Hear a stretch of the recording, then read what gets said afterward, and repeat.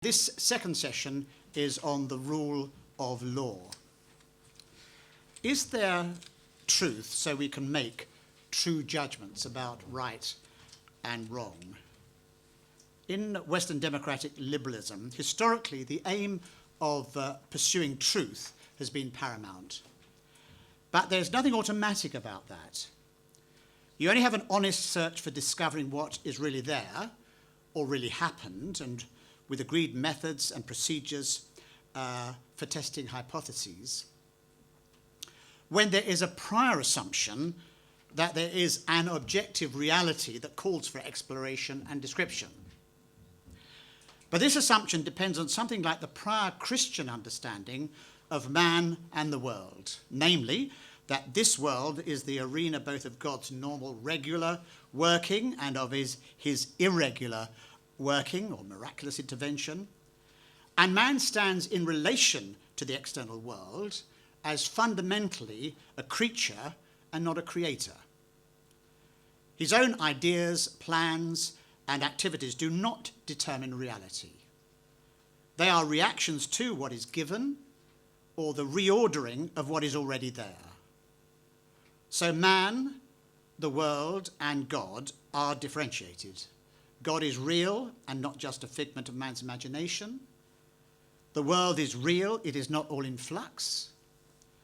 It behaves in a reasonably predictable way, yet testing of theories about it is required because not everything that happens is predictable.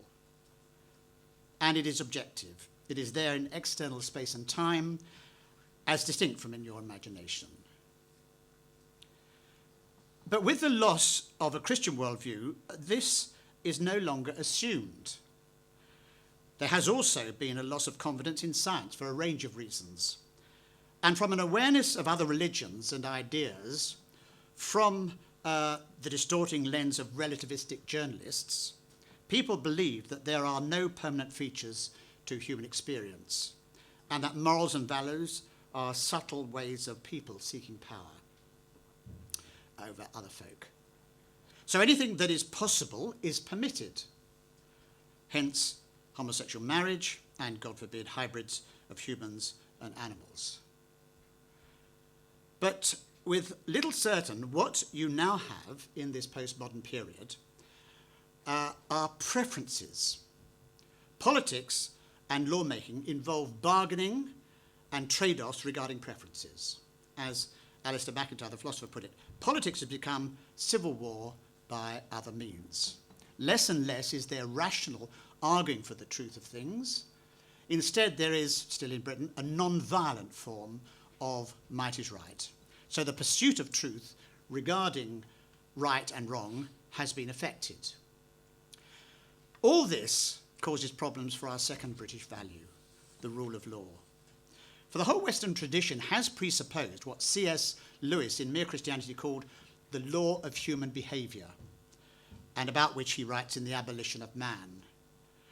There he reminds us that it has been proclaimed in various ways by all major religions and philosophies, so all of them recognise that our ability to know how we should behave is greater than our ability to behave as we should. But this is no excuse for dismissing the idea of natural law, as some have done in the modern period, a law that is accessible to all and that Paul calls the law written on their Gentile hearts while their conscience also bears witness, Romans 2, verse 15. Gentiles being those who have not received God's special revelation through prophets and apostles. And John Locke, that father of liberalism, speaks for this Western tradition when he says, "It is certain there is such a law, the law of nature, and that too as intelligible and plain to a rational creature and a studier of that law as the positive laws of commonwealths. They are the laws voted by parliaments." And natural law came into its own again at the Nuremberg trials of Nazi war criminals and indeed in the UN Declaration of Human Rights. Professor Demant says the idea is vital for securing that the positive laws of particular states and legislatures are not treated as absolute, and that they should be dependent on the constitution of reality, sometimes called natural law or natural rights. But back to the rule of law itself. By itself, this is as problematic as the concept of democracy, for it depends on whether the law is just or unjust, whether it is in accordance with that constitution of reality, or like Nazi law, for its being valued. In simple terms, are we talking about British law as it is, or Sharia law? And if Sharia law, what Sharia law? Of course, any law is usually better than none in situations of social collapse or widespread terror, when mobs are on the streets looting and running wild. Then bad government providing the rule of bad law is better than no government in terms of social order. I discovered that when, on leaving the university, I went to work in the Sudan in the 60s and arrived in the middle of a coup. When you know the government has been removed, but no one is yet in control, and when to reach your destination you have to drive through rioting crowds and tear gas on the journey from the airport that has been shut for a few days, and when you get to your destination you discover you are living virtually next door to an army barracks full of fully armed Sudanese soldiers, and you don't know who is given the orders as to whether and when and at whom to pull the trigger, it is quite frightening. But we will assume for our discussion of the rule of law the aim or value of the traditional Western liberalism. That is where all men and women deserve moral respect and legislative protection, for all are equal before the law. This also must not be taken for granted. It depends on an important assumption that is by no means self-evident, namely that all are equal in reality. But here, if anywhere, is a value or aim that is faith-based, for it comes from the belief that men and women are made in the image of God. It is obvious that the common factor does not and cannot have its roots in human social relationships. It must be related to a belief that is, so to speak, above these relationships. For the harsh realities of life would make us think that all men are unequal. Inequality is inherent in the human condition. As regards nature, some are born strong and some are born weak. And as regards function, some end up ruling and some being ruled. That is why, if man's significance is confined to the secular, to this world and to man's place or job in society, there can be no equality and no common element for the human condition other than the accidents of birth. It is because we relate to a reality over and above our place in social history that there is the phrase, our common humanity. So truth, right and wrong, and fundamental human equality have all sprung from the Judeo-Christian tradition that endorses the natural law tradition and the doctrine of creation. And unless those aims or values are constantly watered by the Christian faith and tradition, there's no reason to believe that they will thrive or even survive. I therefore am worried when I read that in 2013, Sir James Munby, the current head of the family division, said the court should not give more weight to Christianity than any other religion, and he added that modern-day judges had abandoned any claims to be guardians of public morality. How do we critique that and the rule of law to make a helpful response? Most would agree that the state is the one social cohesion that alone is allowed to use physical force in society. And the army, the police, and the law are related to that use of physical force. But since the birth of modern liberty in the late 17th century, the state may not use force to enforce beliefs. But that does not mean to say the state may not be guardians of public morality. John Locke, who was so significant in the late 17th century, believed the law should deal with those who threaten the moral foundations of society. I quote, "No opinions," he wrote, "contrary to human society or to those moral rules which are necessary to the preservation of civil society are to be tolerated by the magistrate." And from his first letter, it seems that such threats could come from libertinism and licentiousness. which in practical terms seems to mean adultery, fornication, uncleanness, lasciviousness, idolatry, and such like things. These, he implies, should be the concern of the magistrate or the state rather than just theological ideas and church controversies that the magistrate or the state should not be involved in. The radical change away from such thinking came in the 1950s. That was in Britain, when the Wolfenden Committee report of 1957 on prostitution and homosexuality was published. The committee had to discuss, I quote, "What is the connection between crime and sin, and to what extent, if at all, should the criminal law of England concern itself with the enforcement of morals and punish sin or immorality as such?" The committee's conclusions were as follows. They said the function of the criminal law was to preserve public order and decency, to protect the citizen from what is offensive or injurious, and to provide sufficient safeguards against exploitation and corruption of others. It is not, in our view, the function of the law to intervene in the private lives of citizens or to seek to enforce any particular pattern of behaviour further than is necessary to carry out the purposes we have outlined. Then Professor Hart, H.L.A. Hart, followed and developed this conclusion with some famous lectures that were first published under the title Law, Liberty and Morality.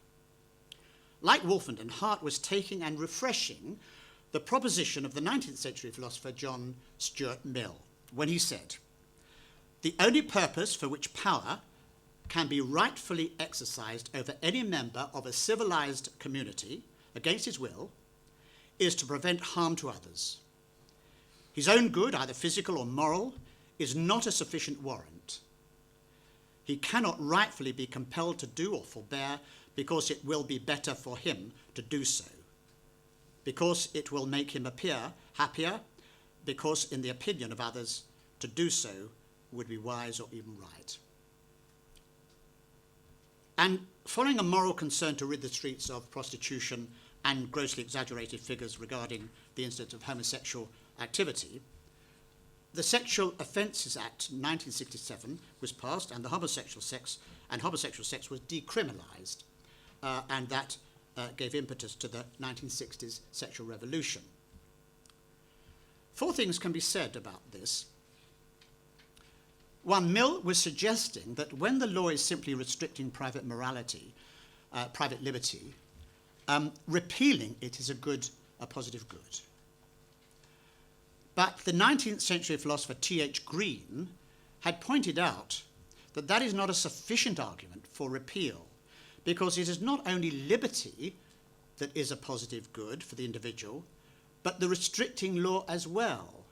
For it, I quote, "is not just the means by which I restrain the liberty of others to injure me. Still more fundamentally, it is the means by which I secure my own liberty to live as a good citizen against my own occasional desires to act otherwise.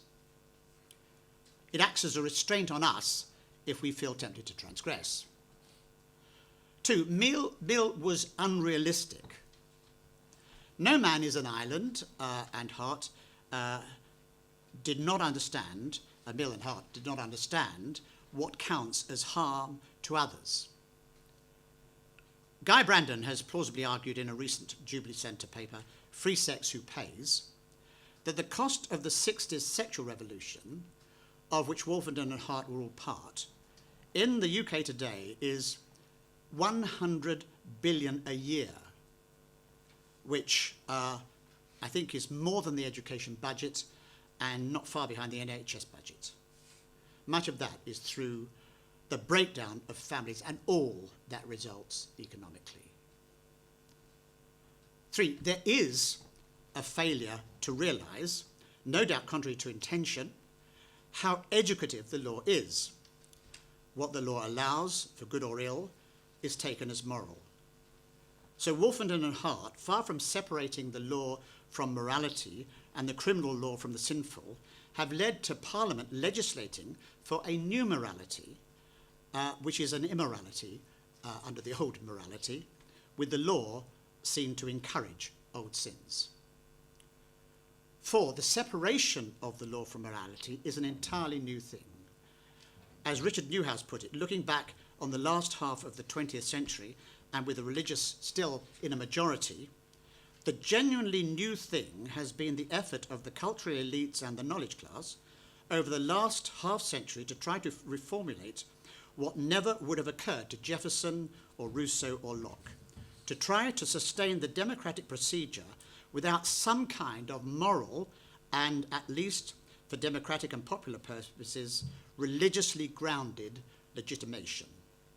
This has really been an astonishing experiment in which the courts have most recklessly been leading the way. Fifth, this is all part of the drift from any concept of natural law, or some moral absolutes other than the absolutes that there are no absolutes, for all is relative.